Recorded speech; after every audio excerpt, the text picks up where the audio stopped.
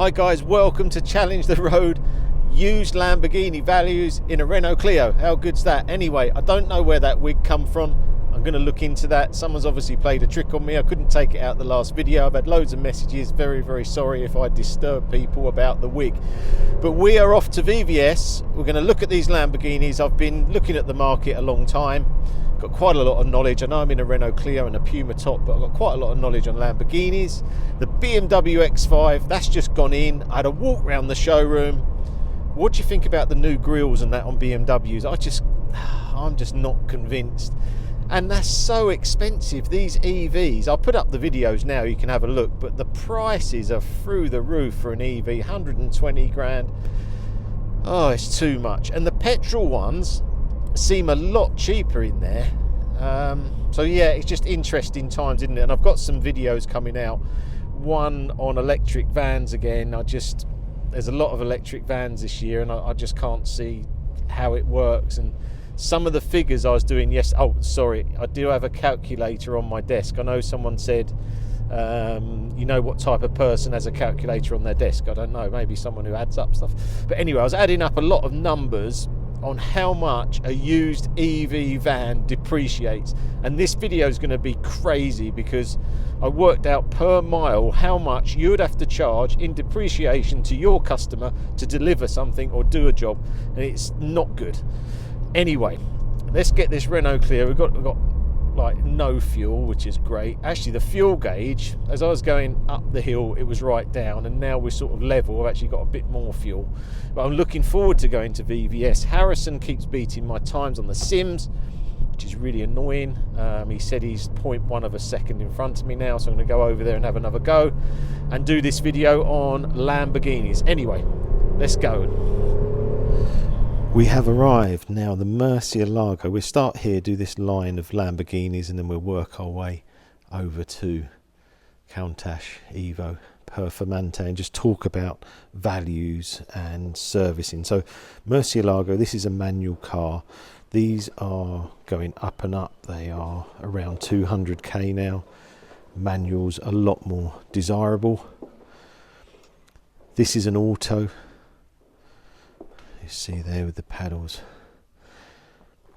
This is up for 200. Again, these are just on the rise at the moment. The last sort of Bizzarini Lamborghini V12, and that is why they are going up and up.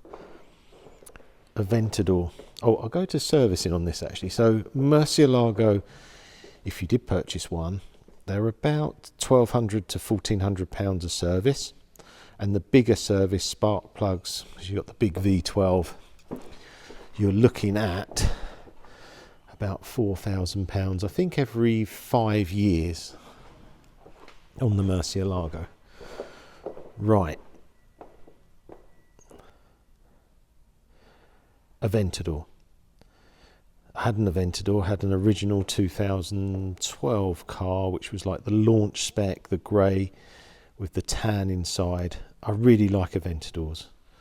Really like Aventadors. These are roadsters. Again, servicing a little bit more on these. It's about £1,800. And these go up to, this would probably be around 330,000. You can go on VVS's website, obviously, and have a look. That's an SV. I think they made 500 SVs. This is an SV as well. Oh, two roadster SVs.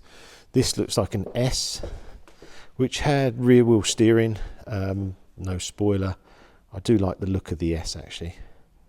Let's have a look inside. Slightly different seats. These are more of a comfort seat, which might be nicer with the roadster. Have a look at the engine covers on them. Have a look at that. Looks really nice. I think this has got the bucket seat, so a lot firmer. A lot of people like the comforts. We go on to that actually with the Huracan and the Performante.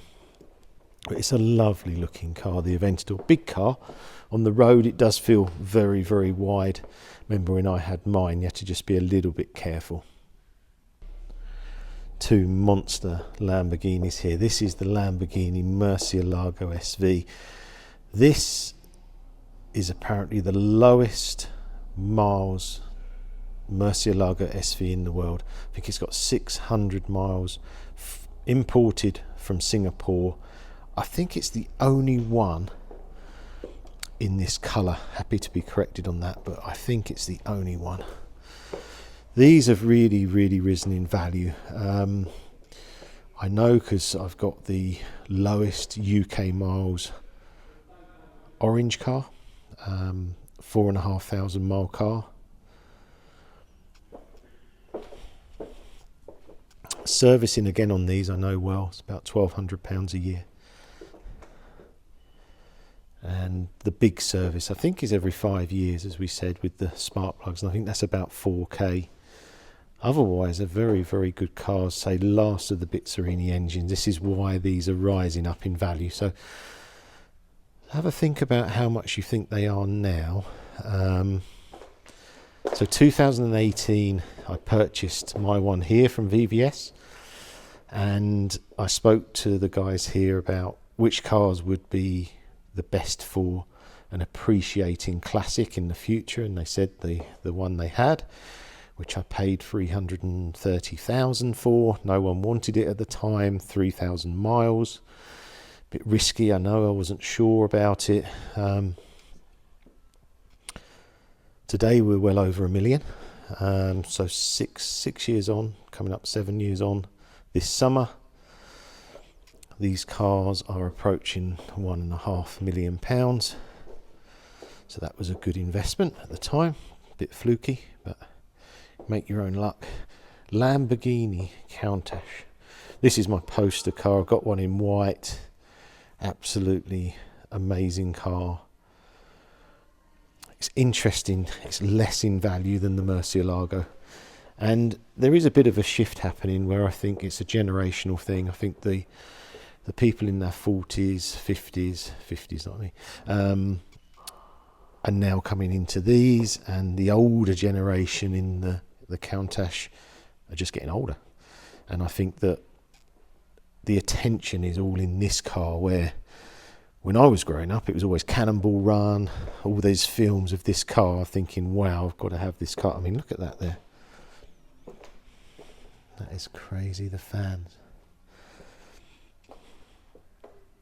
The size of the rear wing. And these wheels back in the day, this is probably, that is a, what is that on there? That's a 15. I was going to say 17. That is crazy. So 3, 4, 5, 35, 15. What the hell? I'm going to talk to them actually. Can you even get tyres for this car? I suppose Pirelli or someone must produce retro tyres. So value wise, these were sort of around 400-500. They've gone up now though. This is up for 850. If it was my money, I think I'd still go Murcielago, even though this is one of my favourite ever cars, the Countach. I've got the poster. It's in my garage in white by a bridge in America somewhere, but the Murcielago looks incredible.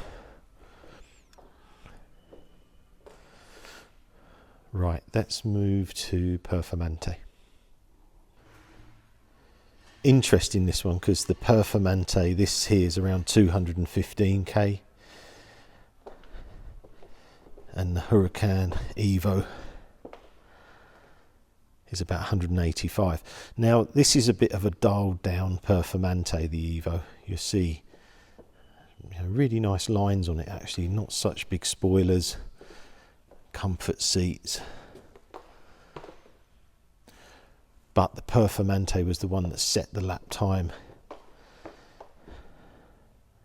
at Nuremberg Ring. I think it was 6 minutes 47, I'd like to say, maybe 49. I can't remember now. But it's fast. It's 4-wheel drive. That was one of the keys. So you've just, the other Lamborghinis, the Murcielago 4-wheel drive, Aventador 4-wheel drive. But some of these were rear-wheel drive, like STO. So the ones on from here, rear-wheel drive. But they weren't as quick as this car. And that's why this has really held its value. They did drop right down and now they pulled back up. Very important if you're buying one of these. You really want comfort seats. Makes a big difference on values and how quick it sells.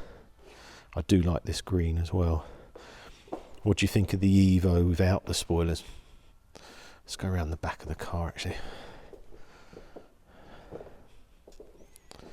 Have a look. Should really do the Urus as well. Got two here. V10. That's the firing order. That's an interesting one actually. Would you take the Evo and be really understated, or would you go convertible Performante with the big width? I love this exhaust. Look at that carbon there. Look at that detail. That is, I love that. I think I'd have to go with that. I can see a Gallardo over there. Let's go over and have a look at that. Right, Ferrari 360 and then the Lamborghini Gallardo 50th anniversary car. Only 100 made. 11,000 miles.